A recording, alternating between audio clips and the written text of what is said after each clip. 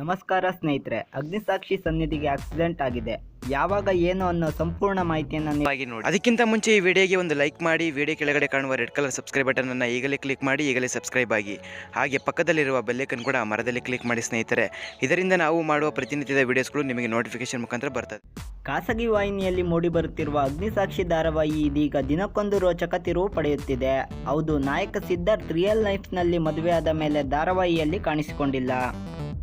ಆದರೆ ನಾಯಕಿ ಸನ್ನಿಧಿ ಆಸ್ಪತ್ರೆಯಲ್ಲಿ ಸೇರಿರುವ ಫೋಟೋ ಸಾಮಾಜಿಕ ಜಾಲತಾಣಗಳಲ್ಲಿ ವೈರಲ್ ಆಗಿದೆ. ತಲೆಗೆ ಪೆಟ್ಟು ಮಾಡಿಕೊಂಡು ಬ್ಯಾಂಡೇಜ್ ಸುತ್ತಿಕೊಂಡು ಆಸ್ಪತ್ರೆ ಬೆಡ್ ಮೇಲೆ ಮಲಗಿರುವ ಒಂದು ಫೋಟೋ. ಈ ಫೋಟೋ ಅಗ್ನಿಸಾಕ್ಷಿ ಫ್ರೆಂಡ್ ಪೇಜ್ ಇನ್ಸ್ಟಾಗ್ರಾಮ್ನಲ್ಲಿ ರಿವ್ಯೂ ಬಿಟ್ಟಿದೆ.